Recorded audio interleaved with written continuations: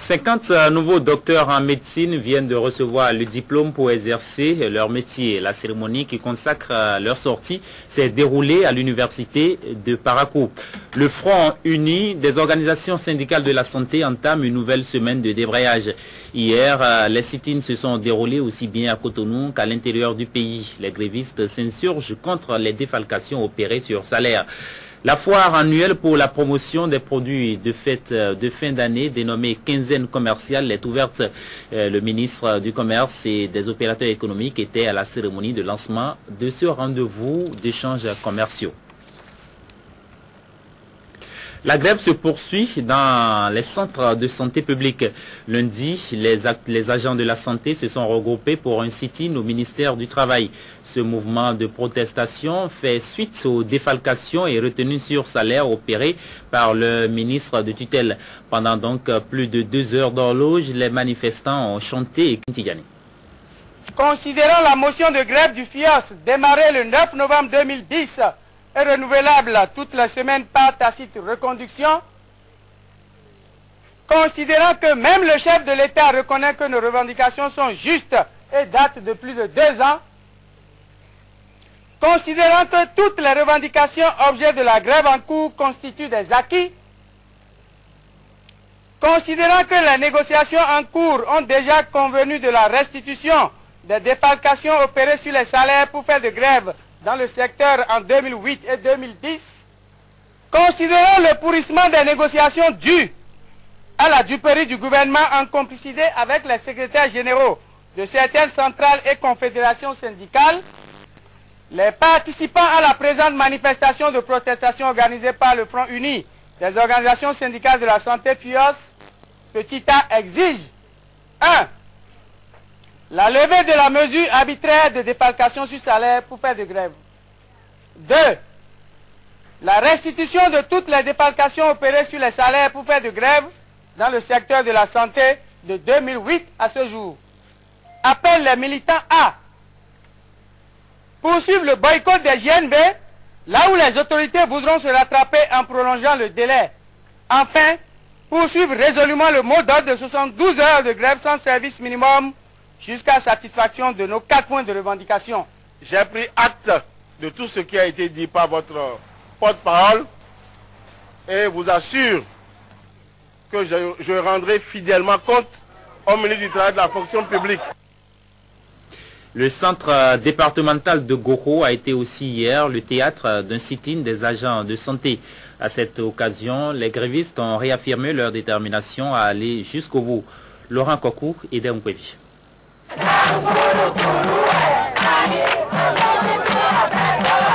C'est un sit-in sur fond de durcissement du mouvement de grève entamé depuis 1 mois et demi dans le secteur de la santé qui s'est tenu ce lundi matin au CHD d'Abomey. Motif de ce rassemblement, la non-satisfaction par le gouvernement des 4 principales revendications inscrites dans leur plateforme revendicative. Premièrement, c'est la prime de risque à revaloriser.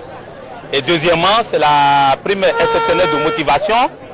Et troisièmement, nous avons, en 2008, on a défalqué les gens pour faire de grève. Nous avions demandé que cette défalcation soit remise. Et quatrièmement, nous avions commencé un processus de reversement des agents financement communautaire et mesures sociales. Cela fait déjà 2 ans, c'est en 2008 qu'on a commencé.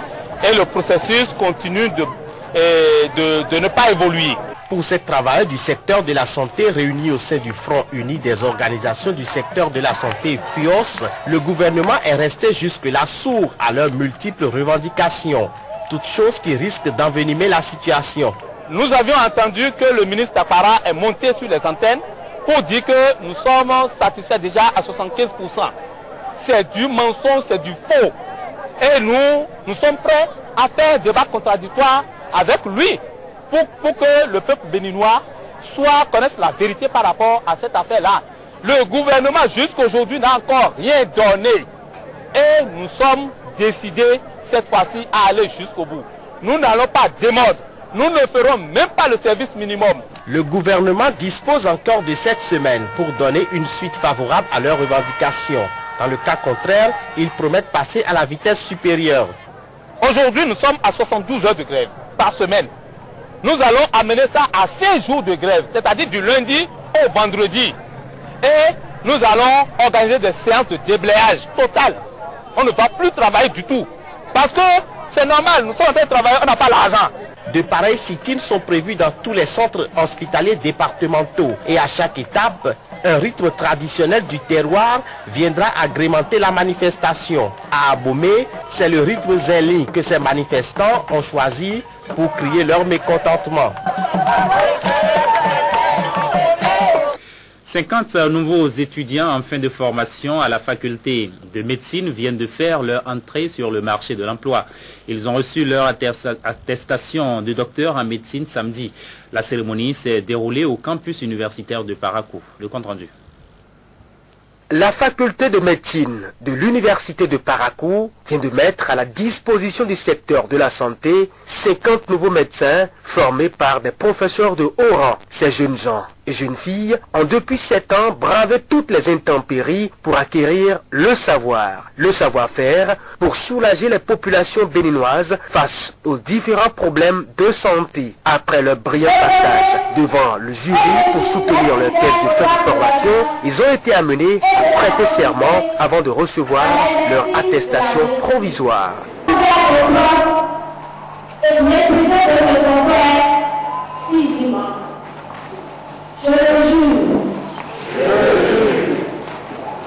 Tous de la 3e promotion, ils effectuent leur sortie sur le marché de l'emploi au moment où le secteur de la santé au Bénin traverse une crise sans précédent. C'est du sang neuf pour le monde sanitaire béninois et la nécessité de leur prodiguer des conseils a été perçue par les éminents médecins qui n'ont pas marchandé leur présence à la cérémonie.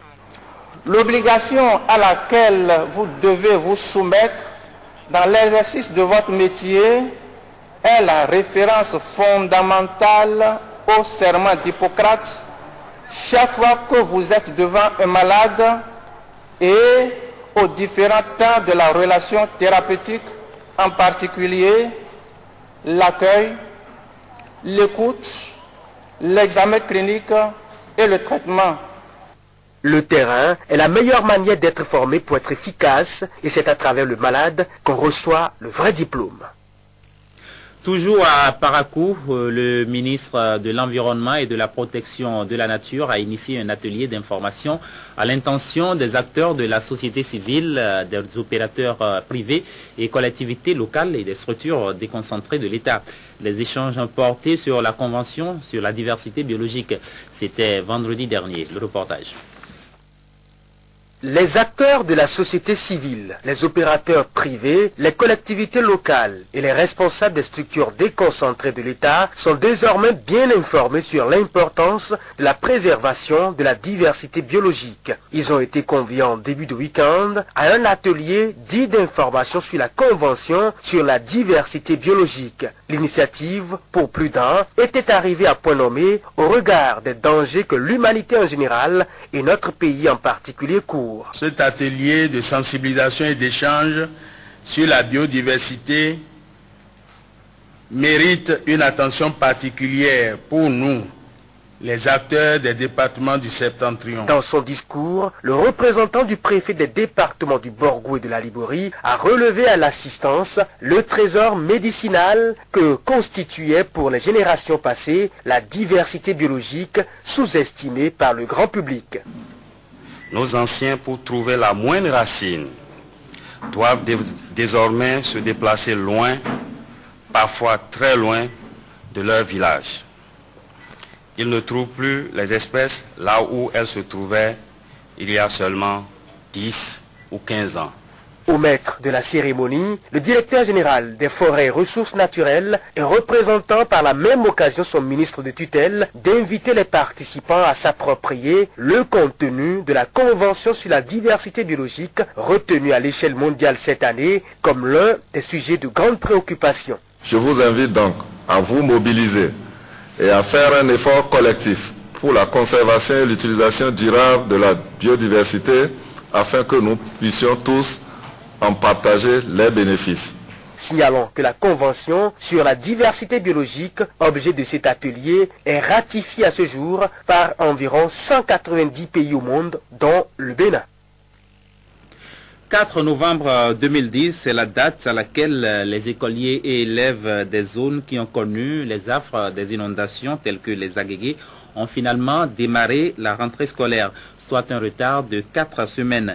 Un mois après cette reprise, dans quel état se trouvent les écoles des communes entre-temps inondées, telles que les Agégués, et comment enseignants et apprenants comptent rattraper le retard? Élément de réponse à travers ce reportage. La rentrée scolaire 2010-2011 n'a pas démarré le même jour pour tous les écoliers et élèves béninois. Ici aux Agégués, c'est 4 semaines après le 4 octobre, jour officiel de la rentrée cette année, que les apprenants ont pu retrouver leur école. Des écoles qui étaient entièrement occupées par l'eau suite aux inondations particulières qu'a connues cette année le sud du Bénin. Nous avons effectué la rentrée le 4 novembre 2010. Nous avons connu assez de dégâts et ce retard est dû à l'inondation. Il y avait eu une crue qu'on n'a jamais connue aux Agégués et ça nous a vraiment causé des ennuis. On a eu de la peine, mais finalement les choses sont rentrées dans l'ordre. Les dégâts sont énormes. Les dégâts sont énormes, que ce soit du côté du matériel didactique ou des mobiliers. Nous avons connu assez de dégâts. Vous voyez, je pense que cette période a duré un mois. Nous sommes restés à la maison pendant un mois et nous avons repris finalement le 4 novembre dernier. Commencer finalement la rentrée le 8 novembre n'a pas été une décision facile à prendre pour les autorités en charge de l'éducation dans cette commune.